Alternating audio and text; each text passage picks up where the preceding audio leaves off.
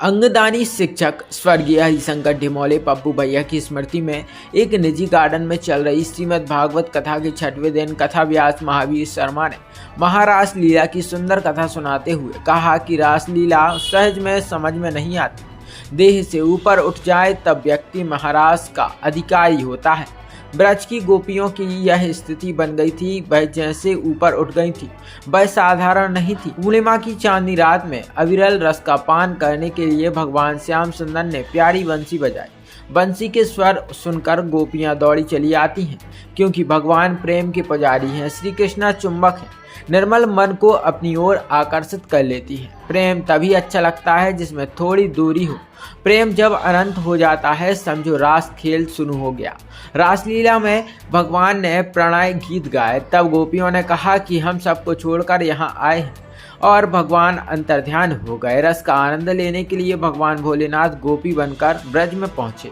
उन्होंने कहा कि सुखदेव जी महाराज ने राजा परीक्षित को दिव्य कथा सुनाई थी। उन्होंने अखिल कोटि व ब्रह्मांड नायक श्री कृष्ण को मारने के लिए मामा कंस ने अक्रूर को भेजा था, लेकिन अक्रूर ने सोचा कि कंस के हाथों मारे जाने से अच्छा है कि भगवान कृष्ण के हाथों मर जाऊं, और भाई भगवान श्री कृष्ण के हाथों मारा गया। उन्होंने कहा कि व्यक्ति तो चला जाता है लेकिन उसका व्यक्तित्व की गांठ हमेशा बनी रहती है। उन्होंने कहा कि भगवान श्री कृष्ण ने एक मुक्के से कंस का वध होते ही मथुरा में बाल कृष्ण लाल की जय जयकार होने लगी। इसके बाद भगवान कृष्ण माँ देवकी से मिले और क्षमा मांगी। माँ देवकी के सारे दुख कृष्ण मिलन से स्वाहा हो गए। उन्होंने कहा कि उद्धव परिपक्व ज्ञानी थे, लेकिन अहंकार भरे हुए ज्ञानी थे, जबकि ज्ञान के भीतर प्रेम होना चाहिए। ज्ञान में थोड़ा प्रेम मिल जाए तो भगवान से प्रेम हो जाता है। उन्होंने कहा कि हार से डरिए नहीं, एक दिन रास्ता जरूर निकल आता है, क्योंकि हर हार में जीत छुपी होती है। उन्होंने उपस्थित राजनीतिक जनप्रतिनिधियों को नसीहत देते हुए कहा कि आज समाज जागृत हो गया है,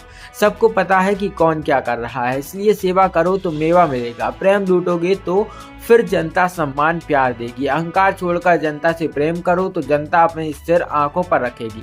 उन्होंने रुक्मिणी विवाह का मनोहरी प्रसंग सुनाया। बड़ी संख्या में श्रोताओं ने रसपान किया।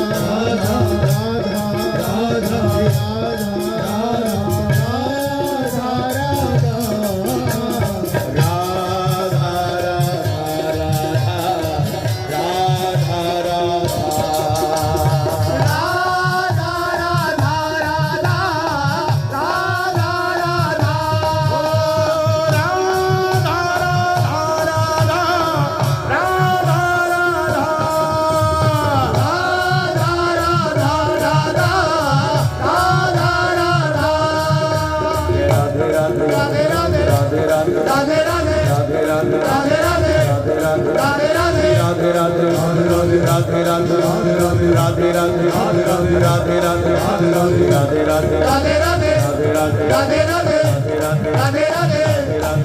राधे